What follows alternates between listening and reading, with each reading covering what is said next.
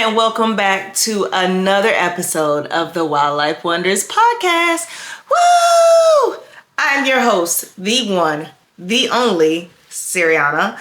Back at it again with another episode on another week. You guys, we have reached the year of 2025 as I come to you live. So many great things happen in 2024, but to kick off the highlight so far of 2025, only on the second day, Wildlife Wonders podcast has reached 1,000, I think I did 3 of those, downloads on Buzzsprout. Now, that doesn't include Spotify, iHeartRadio, none of those other platforms. But on Buzzsprout, the main platform that my podcast is on, we have now reached 1,000 downloads. 1,000 times y'all have downloaded something from the Buzzsprout, and I am so excited. I know I've been a little faltered on the holiday season, Thanksgiving, Christmas, New Year's, all in November to throughout the end of the year. And between that and me trying to recover from a mystery cold sinus infection, it was a struggle. I barely survived. But we are back. And I appreciate every single one of y'all that have continued to show patience and stick by me even through all the ups and downs. We're working on it. And today we're testing out a new mic. So hopefully everybody will be able to hear me pretty clearly. If not, we'll try to fix that by the time this is posted to YouTube. But nonetheless, this week, your animal is brought to you by my brother Ashton. When he was up here for the Christmas break, my brother Ashton, give a little shout out to him real quick. My brother Ashton is a 10th grader. He is extremely into animals, just as much as I am, but he's more of a marine animal kind of guy. He wants to be a marine biologist when he gets, I guess, as an adult, as going into college. But he still has 2 more years. But I let him pick out the animal of the day today because he is interested in animals and loves the podcast. That being said, the original plan, we also were supposed to record it together, but we didn't get to that. Hopefully in the future, though, y'all be able to see him and he'll be able to host one of the episodes instead of me or us. He can be my co-host that day. But that's just a little bit about that. So any information is from him today. He did the research, he presented the animal facts that he wanted to present here, and he left all the information for me. So I'm just here to share his good deeds. We have already did a bird. We have already did a mammal. We have already did a reptile. Can't believe we've done an amphibian yet in the cycle. But today, I have an insect for you. So we are going to talk about an insect. But before we get into it, if you're not already, like and subscribe to the YouTube channel so you can see my face as I tell you the animal facts and some other fun and cool stuff I might include on the YouTube channel. Outside of that, once you like and subscribe to YouTube, if you're not a YouTube fan, if you don't want to see a visual, that's fine. You should still like and follow the page on Instagram so you get all the updates on when the next episode is. So you get updates as to when I might be releasing something special, or an update on any facts, fun things that I might not always say on the episode. So you should follow the Instagram page. Again, that is Wildlife Wonders with an S podcast, all one word. You hear it every episode. That is the page you're going to follow. There is a Facebook page, Wildlife Wonders podcast, same name, just spaces in between. And then some stuff will now finally, I got it sorted out, will get posted from the Instagram page to the Facebook page, because before it was going to my personal page, but we have fixed that. So you should be able to see the stuff from the Instagram and maybe some clips from the YouTube on the Facebook page as well. If you listen to me on Spotify, on Apple Music, on iHeartRadio, or wherever you get your favorite podcasts, guess what? You can like and say you like the show there too. Lets me know that y'all enjoy listening. It also, if you want to leave feedback, I think you can actually leave feedback on there or on Buzzsprout. So if it's something you don't like, if there's an animal you want to hear, anything like that, you can leave feedback on there, or you can DM me on Instagram and I will get it. I think that is all my announcements here. We are still in season 3, still going through the rotations. Trying to think. Yeah, I think that's all my announcements for you. So without further ado, we're going to get right into the animal of the week. Ashton said he wanted me to talk about the cuckoo wasp. So I've never heard of this animal. Me reading over his notes, this was new to me. But then again, I don't know a lot of insects, but he was really excited to share this one. So the cuckoo wasp, and their scientific name, if you're interested, is Chrysalidae. It means gold vessel or golden bordered dress, which I like, and that's why I'm telling you the scientific name. Otherwise, I don't always share that. But they're parasitic insects. It means they do not make their own nests, and they use other solitary wasps or bees to survive. So we're going to talk about a parasite today. Pretty docile parasite, but a parasite nonetheless. So where do they live? If they're parasitic, they have to be where their hosts are. So they're usually going to be in woodlands, gardens and meadows, open grasslands with abundant wildflowers, coastal areas, and anywhere else that solitary bees or wasps may build nests. Usually in sandy or clay-rich soil. They thrive in warmer climates. If you not notice, like you see most of your bees, your wasps and stuff during the spring, you especially see it if you're in a warm, humid area, you might see more bees and wasps. This is where they thrive because they need their hosts. So wherever their hosts are thriving, they're thriving and surviving. They can also be found in the Mediterranean and temperate regions, but also in tropical areas. Tree cavities and plant stems could also be microhabitats for them.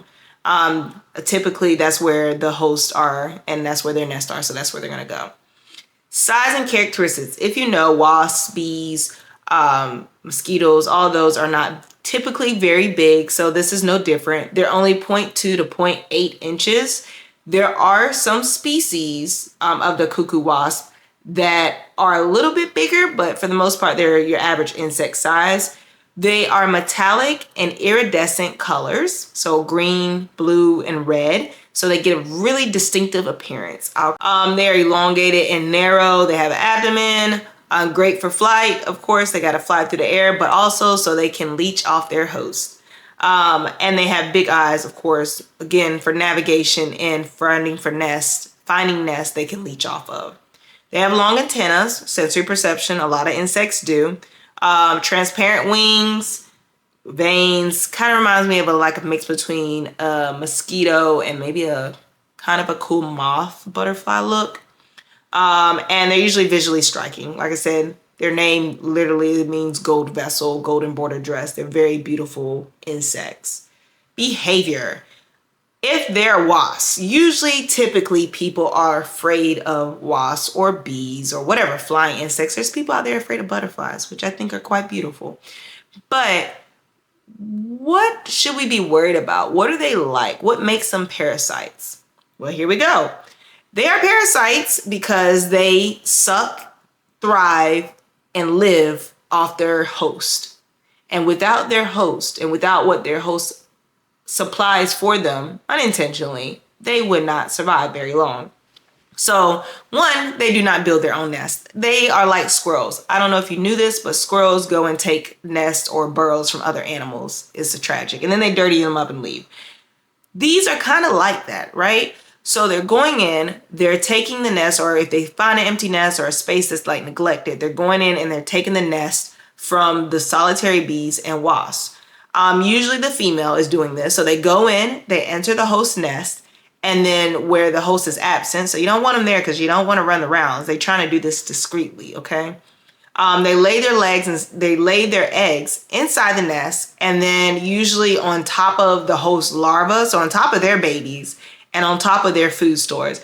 That's like someone coming in your house, eating up all your food, taking a poop in your toilet and not flushing it, and then laying their kids in your kid's bed. It's not right, but that's basically what they're doing. Their larva, the cuckoo wasp, they come in and lay their eggs on the other's eggs, on the host's eggs, and the other eggs' food. So, like I said, it's like someone bringing a baby into your house when you're not there and laying it in your baby's bed and eating up all your food and your baby's formula. So that's what they're doing. So the egg is laid in the host nest at a precise moment.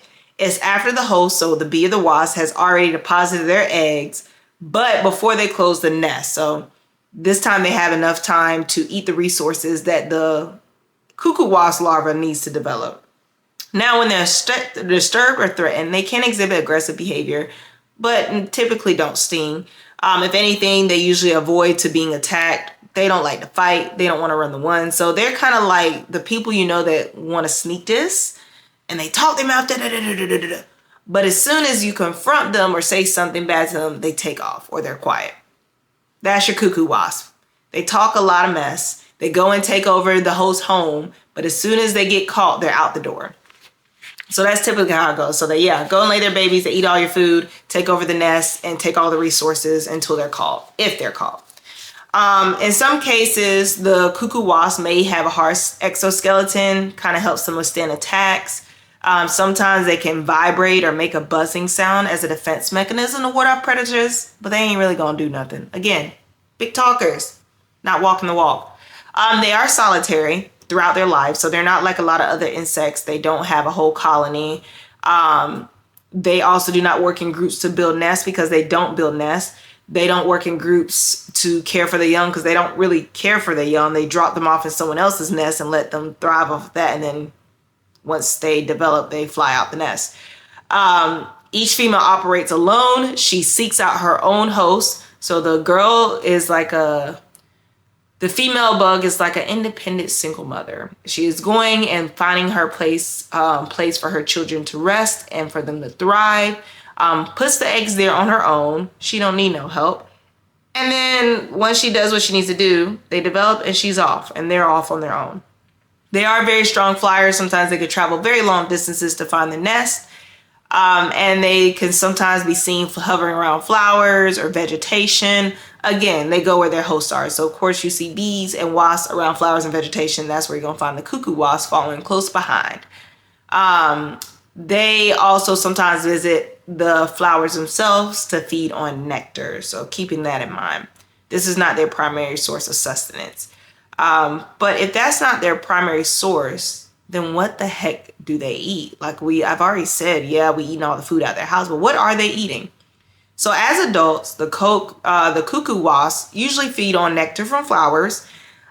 This usually gives them sugar and energy to keep them going, to keep them being parasites. And sometimes they also rely on their host to find them these places, these nectar-rich areas. Have you ever had a family member that no matter what, they are not independent?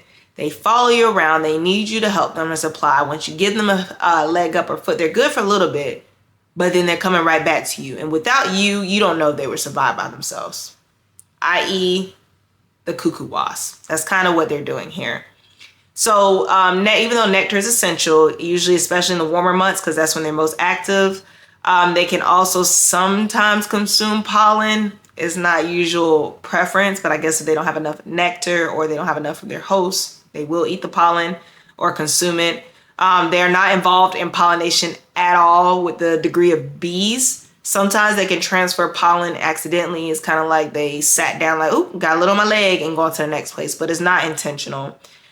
Usually the larvae of the cuckoo wasps are carnivorous and they feed on the larvae of the host species. God dog, that's rough. They out here eating the babies of the host.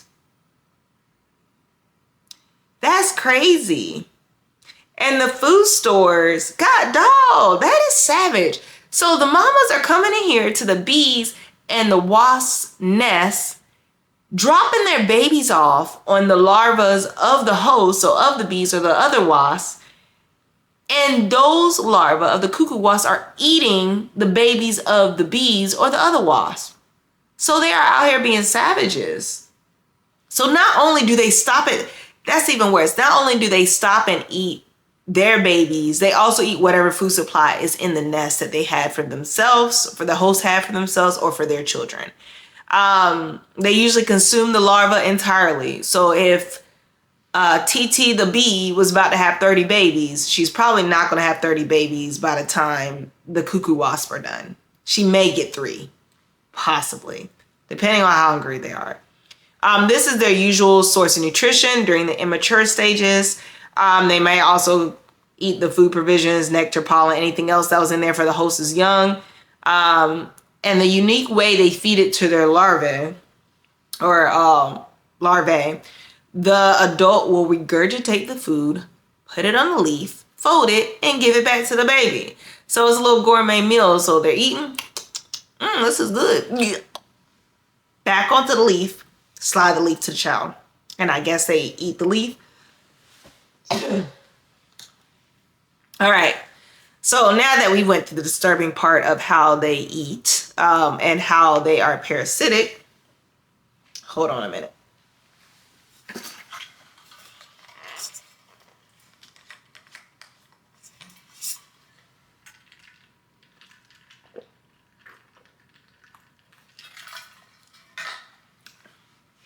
All right.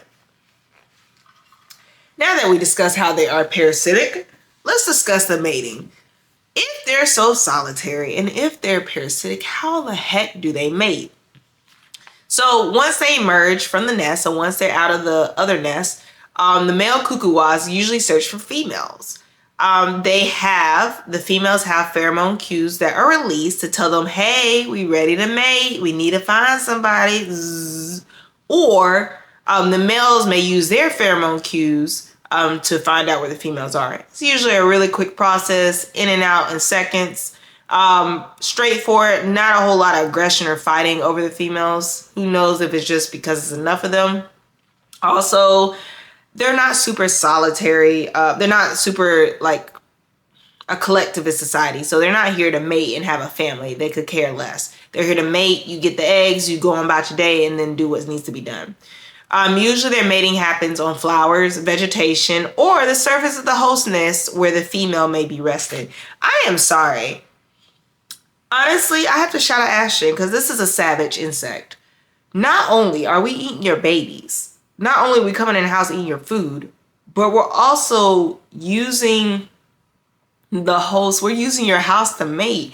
That is worse than like a side girl or a side male of a relationship coming in and disturbing your home, eating up your food, using your children's bed, and then telling you to be gone. That is really messed up, but that's what they do. So sometimes it can be in the host nest that the female took over.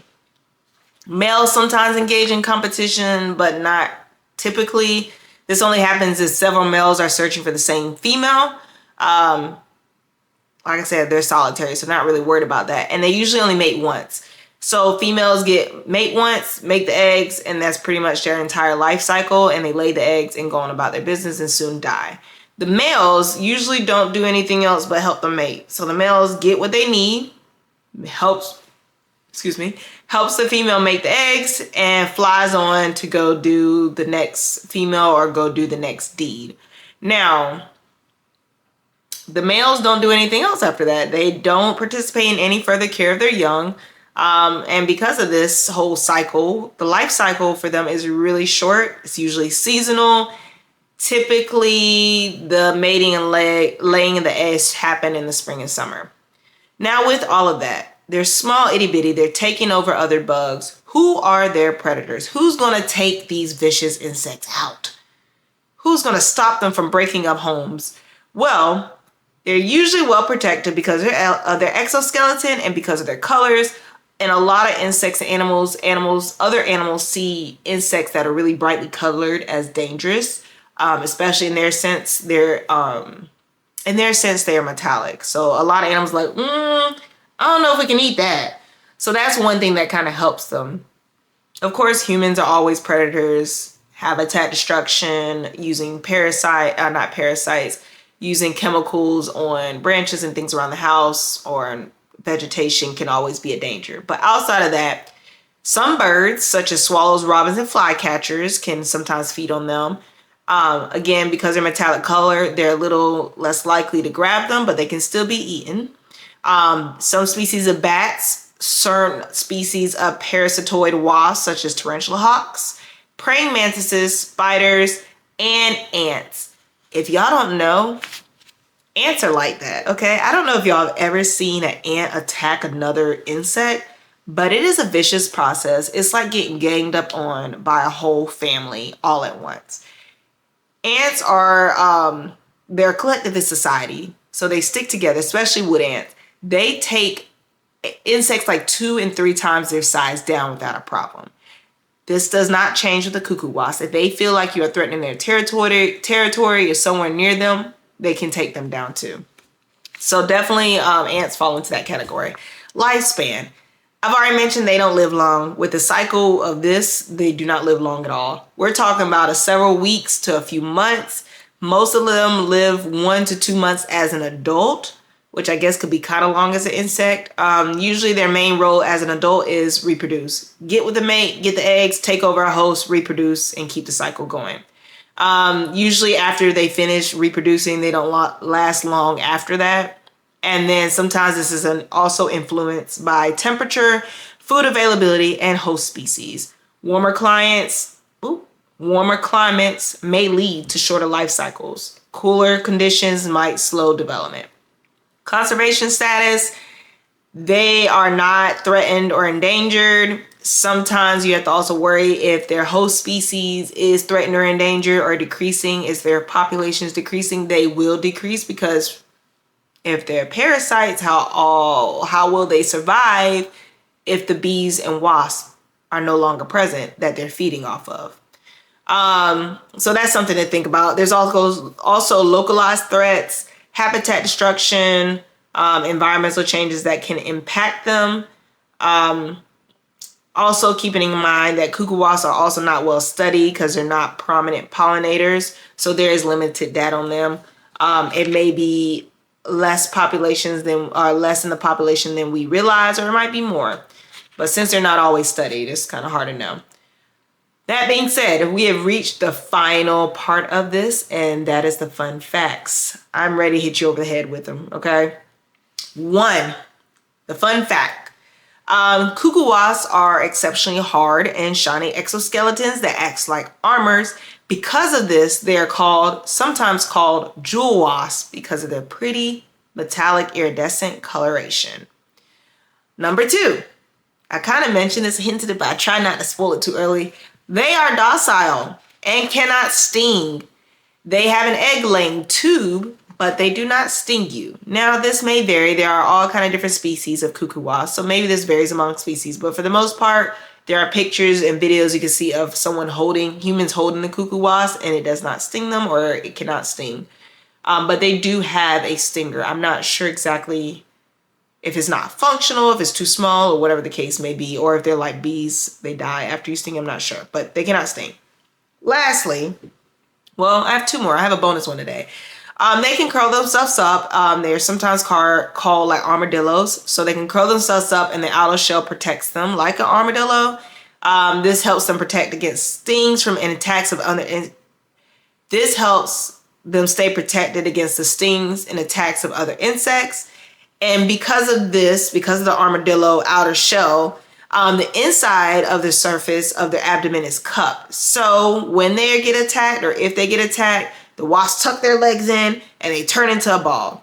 Now, the funny thing about it is that if another insect comes up to them and they're in a ball and they're like stinging them things, I read somewhere that they can be picked up and taken or evacuated from the host nest. I have to find a video of that because I feel like that would be quite hilarious. But that is all the fun facts. Honestly, this animal kind of shocked me. Some of the stuff that Ashton comes up with are the animals he tells me about, and it's the same, it goes both ways, but some of the animals he tells me about is animals I never heard of, but they have some pretty cool fun facts. I think this was a fun animal this week. So I will have videos and pictures up of the cuckoo wasp. If you're watching this, we'll insert some videos and pictures in here, of course. But for those of you that are listening to this audio, then I would love for you, again, to follow Wildlife Wonders Podcast on YouTube and Wildlife Wonders Podcast, Wonders with an S, on Instagram so that you can see the videos and pictures that are posted and join in with the community. We are a family here. Like a family. Often said in Fast and Furious. So I have enjoyed having y'all. Again, thank you for 1,000 downloads. Is quite amazing. This journey surprises me every step of the way. And I don't know why, but to see so many other people that are into animals as much as I am, and especially the whole purpose of this starting out was to get more minorities interested in animals and give them a safe space to explore the interest and maybe lead them into a career with animals. without it being tied to shame or race or anything like that. So to see that mission come true every single time I post an episode, or with the numbers and the feedback, I am forever thankful. And hopefully throughout this year, 2025, I want this podcast to continue to grow, and I want y'all to continue to learn about the animals out there and why we should keep them safe in some instances. So I thank you. Happy New Year. Hope you had an amazing holiday, and I'll see you next time. Bye.